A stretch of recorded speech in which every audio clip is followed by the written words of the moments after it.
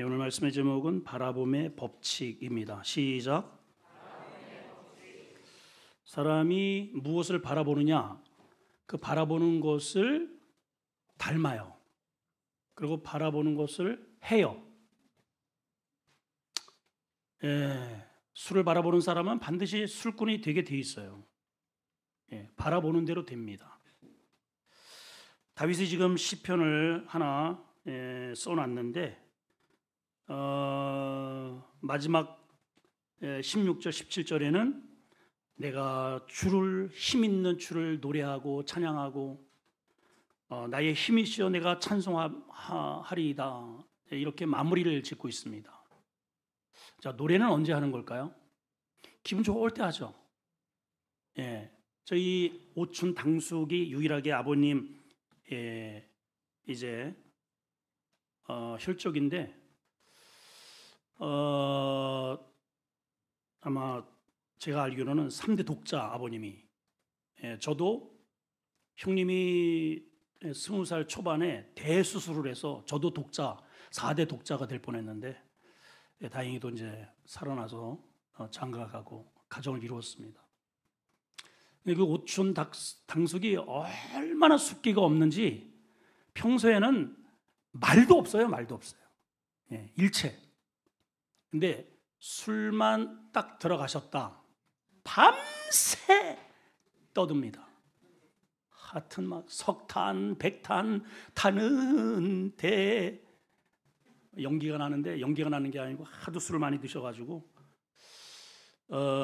구리 쪽으로 이사를 가셔서 식용유가 술로 보여가지고 식용유 한 통을 그냥 들이마셔가지고 그렇게 돌아가셨어요. 바라보는 대로 삽니다. 바라보는 대로 결실을 맺어요. 여러분 요즘은 뭘 바라보시나요? 그 바라보는 것은 반드시 입으로 말하게 되어 있고요, 행동하게 되어 있어요. 그리고 영향을 받아요. 지금 다윗은 평안한 정원에 앉아서 이 시를 쓰는 게 아니에요. 이 가을녘 지금 이 단풍이 든 계절, 멋진 자연을 바라보면 커피를 마시면서 저절로 시 한 수가 이렇게 떠오를 듯한 그러한 분위기 아닙니까?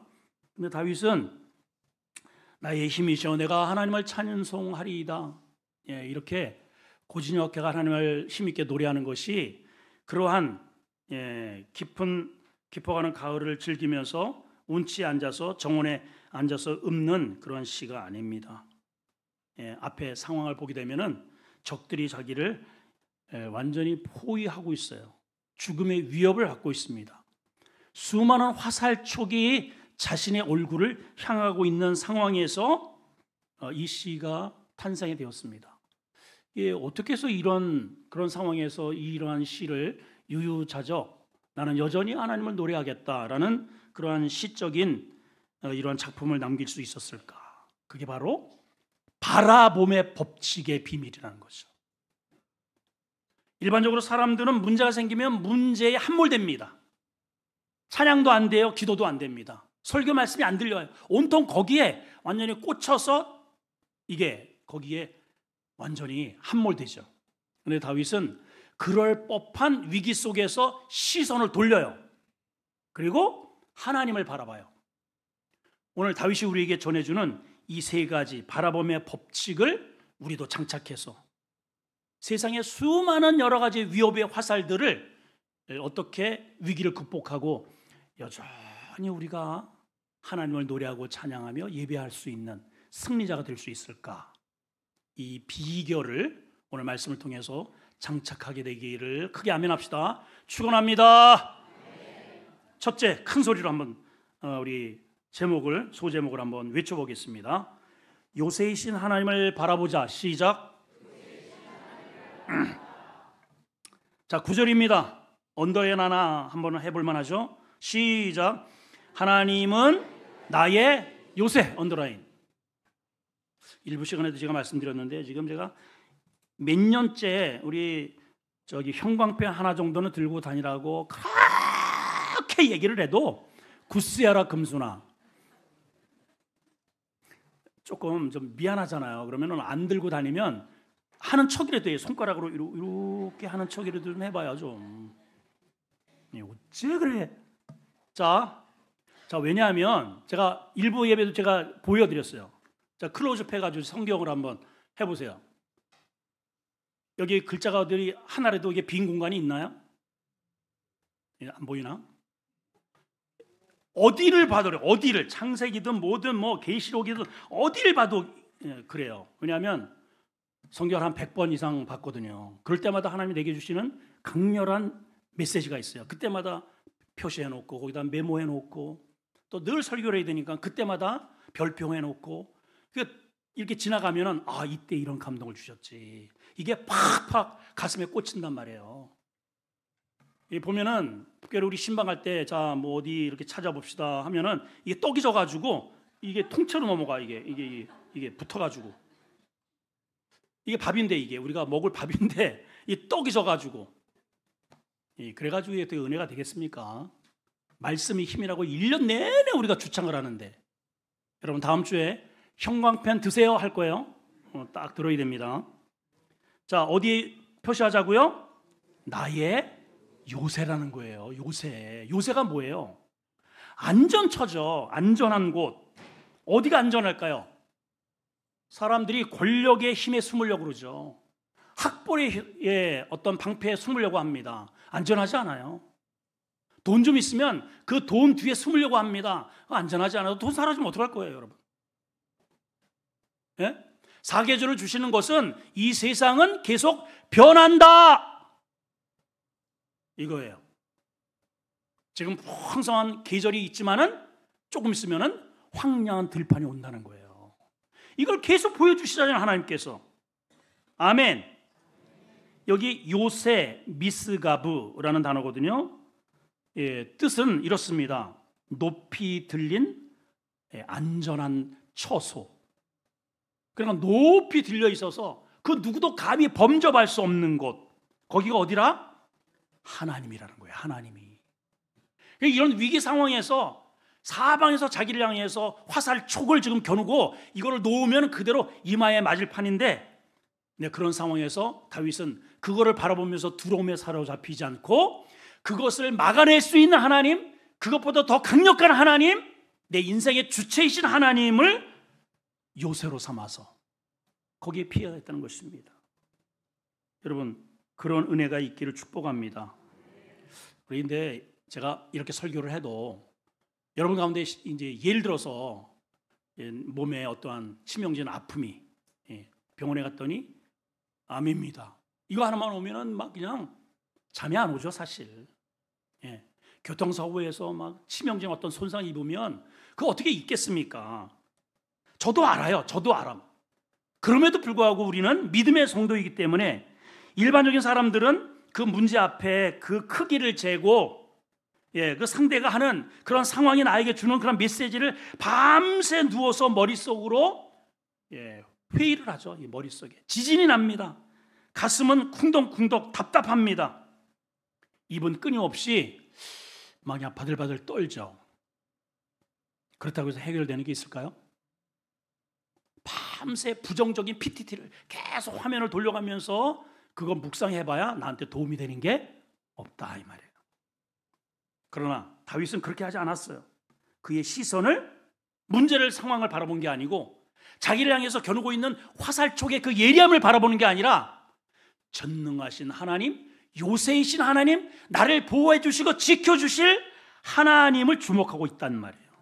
하나님은 나의 요새이시니 그 힘으로 말미암아 내가 주를 바라리이다.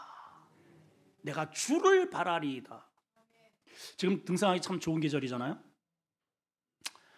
예전에 우리 그 노예에서 강원도 쪽에 사막산이라는 곳을 한번 간 적이 있습니다. 이 사모님들이 이제 이렇게 보더라도 제가 보더라도 이렇게 뭐 나지막하더라고요. 근데 이제 올라갔다. 우와, 왜 사막산인가 봤더니 하나 봉우리 올라갈 때마다 으악 이렇게 해서 사막산이래요, 그게. 근데 거기를 완주한 그 지독스러운 여인이 우리 손영모예요. 끝까지 따라오더라고. 대부분의 사모들이 중단하거나 중간에서 다 삐져버렸어요. 거기 못 올라가고. 이야, 근데 그렇게 그냥 막 그냥 이 우쭈우쭈 이렇게 한 산에 이렇게 딱 올라가서 저 밑에 그렇게 우리 나를 힘들게 했던 계곡을 바라보니까 이게 실타래 같아요. 예. 내가 타고 왔던 그 큰 넓은 차가 성냥개피만 해요. 제가 이제 전에 한번 말씀드린 바 있죠. 중국에 이렇게 비행기를 타고 한 4일 무렵 보니까는 좀 이렇게 비행기가 낮잖아요. 밑에 보니까는 그냥 그 끝없는 그냥 광야 같은 벌판에 그냥 푸른 무슨 제가 보기에는 아마 옥수수 떼 같아요. 옥수수. 그냥 뭐 양쪽으로 끝도 없이 야 중국 진짜 넓기도 하다. 저렇게 많이 곡식들을 그렇게 하니까 그 우리나라에 그냥 덤핑으로 다 그렇게 오지 그런 생각이 퍼뜩 들더라고요. 그래서 이제 비행장에 내렸어요. 난 그렇게 평야인 줄 알았더니 죄다 산이야. 죄다 산이야. 죄다 산이야. 나 깜짝 놀랐어요, 진짜. 이렇게 뻔히 보이는 그 조금만 위에서 보니까는 그 산이 평지로 보이더라고요. 참, 우리 인간이 이래요. 예. 우리가 이 지구에 이렇게 이 지구라고 하는 곳에 이렇게 살면서 서서 네가 크네, 작네, 조그만 아파트가 평수가 높으면은 그냥 잘난 척하고 고개를 빳빳이 들고 세상 천지 주제 모르는 척 그냥 교만하고 고개를 쳐들어 보지만 하나님 보시기에는 다 똑같이 보여요. 죄인, 죄덩어리들 평지로 보인다 이 말이에요, 여러분. 다윗이 그거를 미리 깨달았네요. 내가 이렇게 봤을 때 기둥을 맞닿을 때는 내가 어떻게 이 큰 태산을 내가 넘을 수 있는가 봤더니 조그만 하나님의 시각으로 내려다보니까 아무것도 아니야. 아무것도 아니야. 하나님은 우주 바깥에서 이거를 창조하신 분이니까 그냥 탁구공만은 그냥 이게 동그란 거예요. 맨질맨질 그냥 어디에도 거침이 없어요, 하나님은. 근데 우리는 조그만 문제 가지고 이게 태산이래요, 태산. 문제가 문제라서가 아니고 문제가 뭡니까? 내가 그 문제 위에 계시는 하나님의 시각이 없다는 게 문제죠.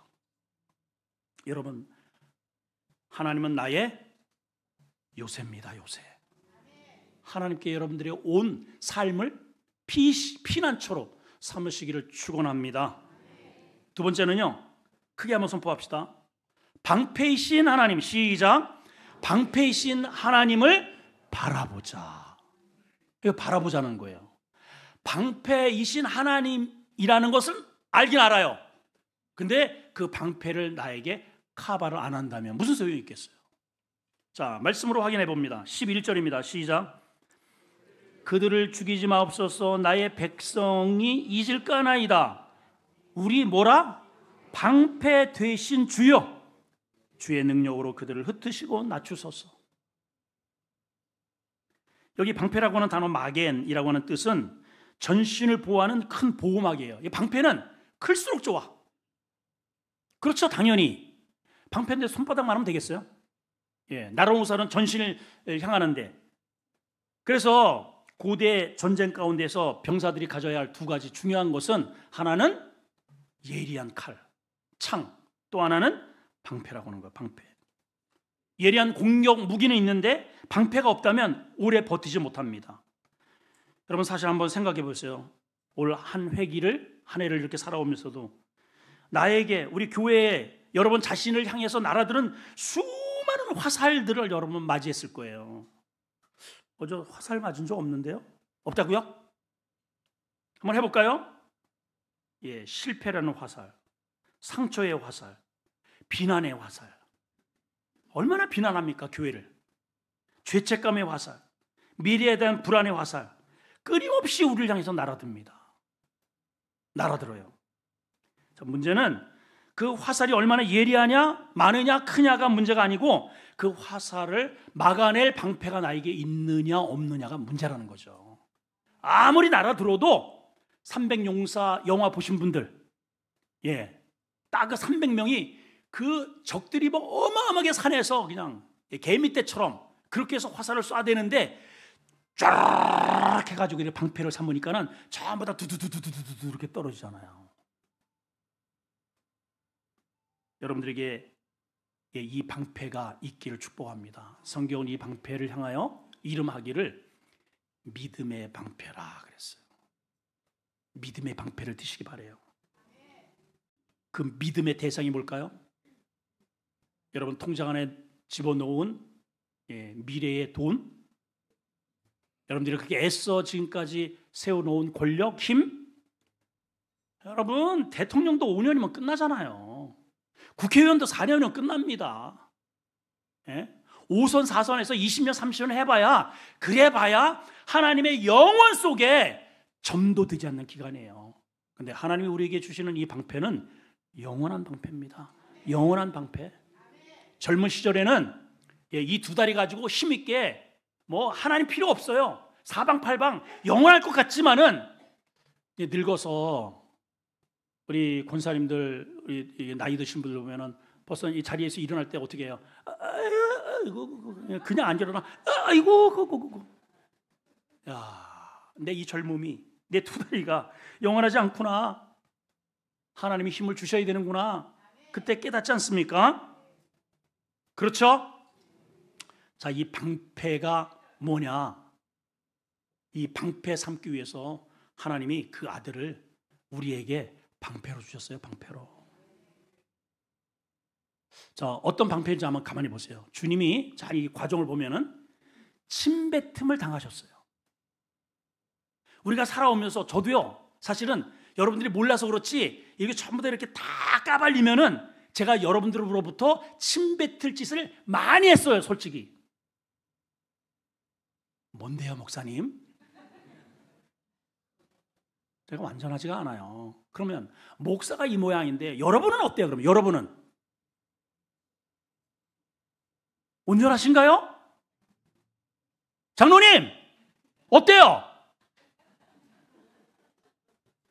많은 사람들이 나에게 아이고 당신이 장로요? 퇴! 할 짓을 우리는 많이 했는데 내가 얼굴에 왜 침이 없느냐? 주님이 대신 그 침을 맞아주셨잖아요. 이거 봐, 아멘도 안 하지. 짓은 내가 하고 침은 주님이 받으셨어요. 주님이 주먹질을 당하셨다고 그랬어요. 성경은 주먹으로 맞았다는 거예요. 여러분 언제 주먹으로 칩니까? 언제 여기를 쳐요 여러분? 또 참다 에이어 그냥 해가지고 그냥 한번 쳐버리잖아요. 그럴 짓을 우리가 너무 많이 했어요. 너무 많이 했어요. 예. 우리 교회에 직분자만 새벽 예배를 나오면 100명은 나와야 됩니다. 하나요? 하냐고요? 세상 사람들은 교회를 향해서 기대치가 많아요. 불교 다니는 사람들한테 기대 안 해요. 근데 교회 다니는 사람한테는 기대해. 교회 다니면서 그래? 이런단 말이에요. 근데 못하는 게 많으냐. 그러니까 주먹질을 당하지. 내가 맞아야 할 주먹을 대신 주님이 그 머리를 디미셔서 온통 온몸에 주먹질을 당하셨다니까. 방패가 되신 거예요. 내 이 몸뚱아리로 얼마나 그냥 뭐 여기다 치장하고 뭐 하나 걸치면 그냥 어때 그냥 아주 그냥 난리도 브루스를 쳐요. 그냥 그 몸으로 지은 온통의 죄를 주님이 온몸으로 커버하셔서 돌아가실 때 온몸이 갈기갈기 찢어주신 상처 자국이 내 방패가 되신 거예요. 여러분 뭐 얼마나 더 합니까 여러분?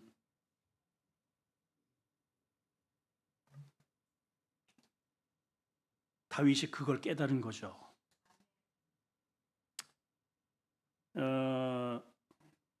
이솝우화에 보면 이런 이야기가 있습니다.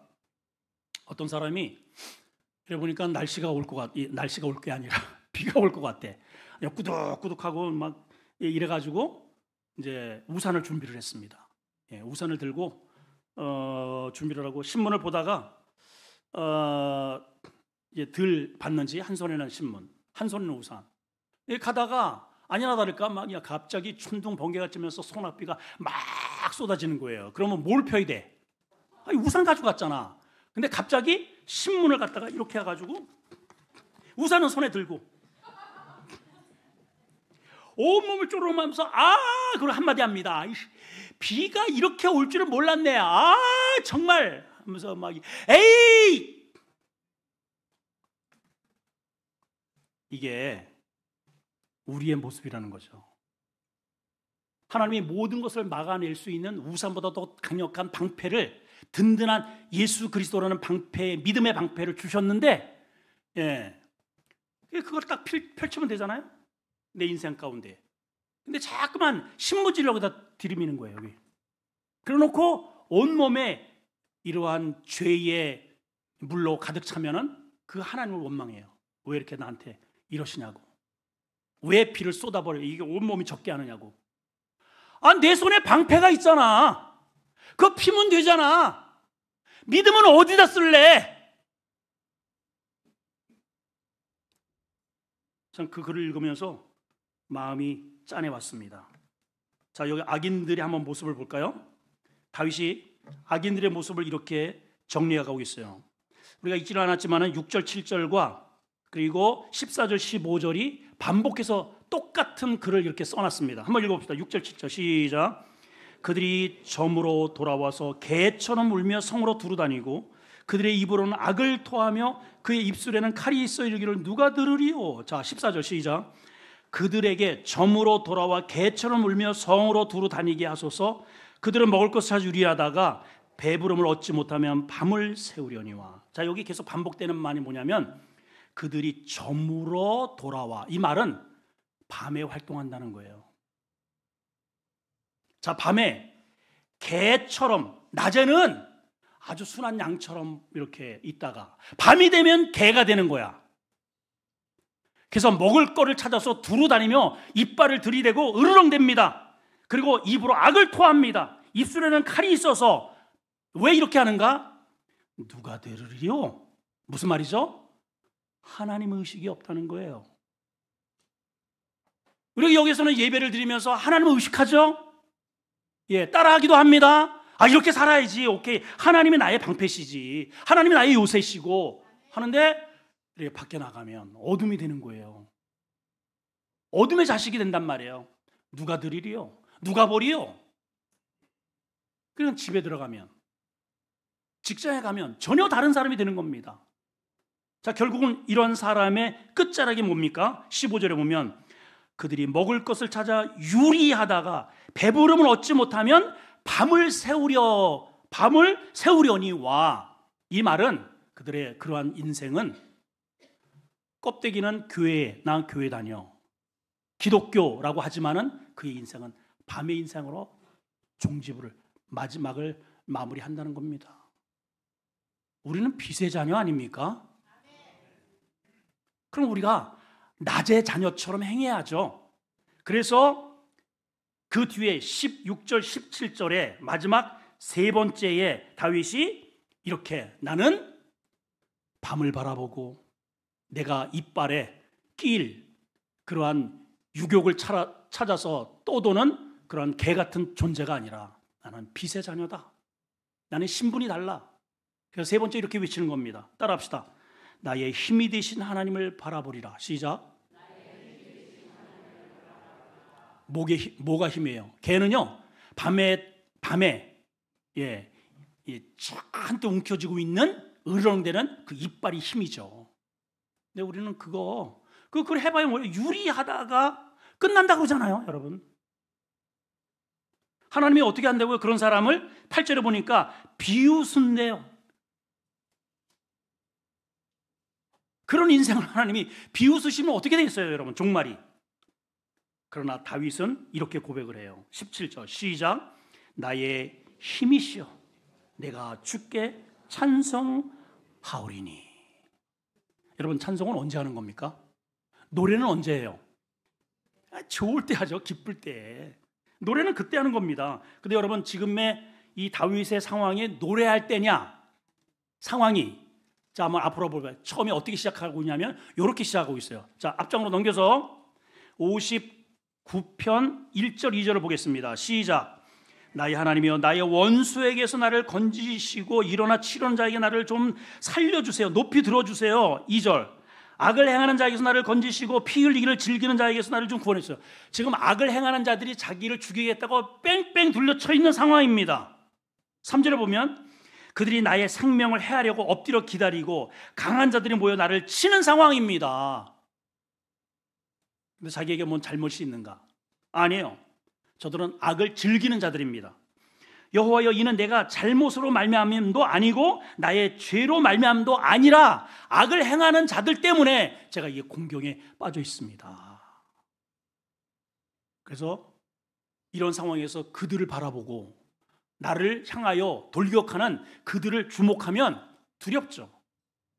손이 떨리죠. 예배가 안 됩니다. 여러분, 문제의 상황을 가지고 이 자리에 앉아 있으면 설교가 하나도 들질 않아요. 예, 가끔씩 집사람한테 제가 이런 이제 꾸지람을 받을 때가 있습니다. 뭐라고 얘기를 하는데, 목사님 들었어요?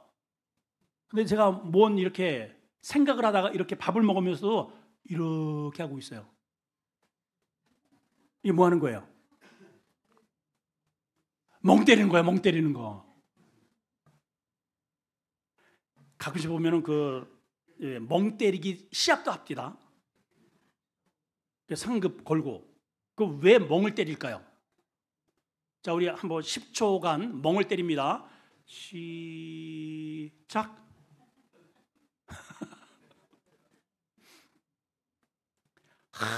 머리가 무겁고 골치 아프고 세상에 문제들만 바라보니까는 너무 무거우니까 그거를 다 잠시라도 내려놓고 비우자는 뜻이거든요. 예. 그 세상의 방법들은 겨우 이것을 비울 수 있는 방법은 멍 때리는 거예요. 그냥 아무 생각 없이 1시간이고 2시간이고 오래 그냥 어떤 사람은 반나절 동안에 이러고 있는 거예요. 어렵죠? 여러분, 그렇다고 해서 그게 문제가 해결되지 않습니다. 구체적인 솔루션이 있어야죠. 예, 구체적인 답이 우리에게 필요합니다. 그 구체적인 답이 뭐냐? 멍의 힘이 아니고 나의 힘이 되신 여호와. 그분은 살아계시고 능력이 무한대이시고 못하실 것이 없으신 하나님. 할렐루야. 내가 주께 찬송하오리니. 그래서 이 찬송이 배경이 뭐냐면은 16절이에요. 예, 16절. 자, 어떤 배경을 가지고 있는지 봅시다. 시작. 나는 주의 힘을 노래하며 아침에 주의 인자함을 높이 부르리라. 자, 아침이 나왔어요. 아침이 되려면 지금 상황이 어떻다는 거예요? 밤의 상황인 거예요. 이 밤은 지나가야 됩니다. 근데 이 밤이 이 다윗에게 아침이 올지 말지의 상황인 거예요. 왜냐하면 주변에 어둠의 적들이 잔뜩 지금 깃들어 있거든요. 이 위기를 맞이하지 않으면 저들에 의해서 오늘 이 밤에 내 인생이 끝날 수 있는 그런 밤인 거예요, 여러분. 그런데 다윗은 지금 뭘 노래합니까? 아침에 주의 인자함을 높이 부르겠대요. 이 말이 뭐예요? 나에게 이 어두운 밤을 지나게 하시고 하나님께서 내게 새로운 아침을 주신다면 내가 그 아침, 새로운 날에 내가 할 일이 하나 있는데 그게 뭐냐? 그게 뭐예요? 도망가는 거? 저들의 멱살을 잡고 왜 나에게 왜 내 뭔 잘못했냐고 따지는 거? 이게 아니에요. 나의 은신처가 되어주시고 방패가 되어주시고 나를 안전하게 지켜주시는 힘이 되신 그 하나님을 예배하고 노래하고 그 하나님께 나의 삶을 온전히 드리겠다는 거잖아요. 자, 여러분, 이제 한 회기가 지나가고 있습니다. 2026년이 우리에게 올까요? 그건 가능성이죠. 안 올 수도 있습니다. 아침은 이 어둠을 이겨내는 자의 것이에요. 근데 어둠을 이겨낼 수 있는 힘이 나한테 없어요. 아침은 그래서 하나님이 개입하셔야 되고 하나님이 주시는 놀라운 선물인 겁니다. 여러분들에게 아침이 온다면 그 아침에 이 죽음의 협곡을 지나서 하나님이 내게 새로운 아침을 주신다면 뭘 하고 싶으세요? 종재 씨. 오랜만에 이렇게 우리 집사님 네 분 오셨는데 얼마나 밤 같은 칠흑 같은 어둠을 지나고 계십니까? 하나님께서 내게 아침을 주신다면 뭘 하고 싶냔 말이에요, 여러분. 또 염려와 근심으로 그날을, 새로운 그 아침을 그렇게 저녁을 맞이하시겠어요? 오늘 이 다윗의 이 고백을 한번 들어보자는 말이에요. 앞에는 출발은 나의 원수가 기승을 부리고 피 흘리기를 즐기는 자들이 즐비하여 나에게 화살촉을 해서 덜덜덜 떨고 있으나 중간에 뭔가 달라진 부분이 있습니다. 뭐예요? 그거를 바라보다가 거기에 함몰된 게 아니고, 에이! 나에게는 하나님이 계시잖아? 그래서 시선을 그걸 바라보다가 하나님 쪽으로 돌렸어요. 그랬더니 거기에 하나님은 나의 보호막 되시고 요사가 되시고 나의 방패가 되어주시고, 어떻게 자기의 온몸으로 침을 뱉으시고 온몸에 이거 피투성이 되어서 나를 막아주시는 전능하신 하나님 예수님이 계시더라 이 말이에요. 그래서 내 결정은 뭐냐? 그렇게 나의 힘이 되신 그 하나님을 내가 어찌 노래하지 않을 수 있으랴? 내가 어찌 그 하나님께 예배하지 않을 수 있으랴? 내년도 우리의 표회가 예배 회복입니다. 아멘도 안 한다. 아멘도 안 해. 다시 한번, 자, 우리 한번 선포합시다. 미리 예배를 회복하자. 여러분, 이 밤을 지내지 못하고 새로운 아침을 맞이하지 못하는 사람은 예배 못 드립니다, 여러분. 하나님께서 내년이라는 아침 우리에게 주신 의미는 예배하라는 거예요. 예배. 그 예배하는 그 베이스에는 뭐가 있어요? 모든 나의 문제, 두려움 이런 것들은 하나님께서 싹 해결해 주시겠다는 그러한 조건이 걸려 있는 거예요. 내가 할 일은 뭐냐? 그렇게 해주시는 하나님, 온몸으로 나의 모든 것들을 다 몸으로 담당해 주시고 나를 보호해 주시는 그 주님을, 하나님을 당연히 우리는 노래해야죠. 예배해야죠, 여러분. 예배. 저기 지난 금요일 날 우리 저 전도사님이 금요 기도회, 그것도 감기 잔뜩 들려가지고 부목사한테 좀 얘기를 좀 하지. 예, 그래도 이게 설교하겠다고 와가지고 설교를 그냥 겨우 목소리 기어다는 소리로다가 이제 설교를 한 10분 정도 했나? 근데 비유를 하나 듭디다. 이거 제가 아주 그냥 충격을 받았어요, 나도. 예, 편의점 앞에서 이렇게 건너편에서 어떤 사람을 이렇게 봤는데 강아지 2마리 이렇게 끌고 편의점에 들어가지를 못하고 막 서성기더래요. 그래서 이제 편의점에 나온 사람이 그걸 보고 내가 이거를 개를 돌봐줄 테니까 가서 이제 일을 보라고. 그래서 이제 맡겨놓고선 들어가서 뭐 사가지고 와가지고 그냥 막 90도로 감사합니다, 땡큐, 감사합니다. 그 개새끼 2마리 그거 그렇게 돌봐줬다고 그렇게 고마워 하는데, 그렇게 아주 그냥 머리가 그냥 빠지도록 그냥 송축이 그냥 돌아가도록 이렇게 고마움을 표하는데, 하나님이 우리 개 돌봐주는 정도예요, 우리에게. 네? 한번 여러분 스스로 한번 이렇게 질문을 한번 던져보세요. 예배 나오는 게 이렇게 아주 지옥스러운 겁니까? 아주 이를 악물고 그냥 그렇게 가자. 안 그러면 저 목사님 저 봐라 또 돌아간다. 꼭 이래 가지고 나올 문제입니까 이게? 주여, 아버지, 정말 여러분, 나 때문에 그러한 침뱉음을 당해주시고 온몸에 피투성이 들어 내가 맞아야 할 매를 대신 맞아주시고 죽어주신 주님이 고맙지 않으세요? 아니, 인간적으로 내가 물어보는 거예요. 그런 주님이 감사하지 않아요? 고맙지 않아요?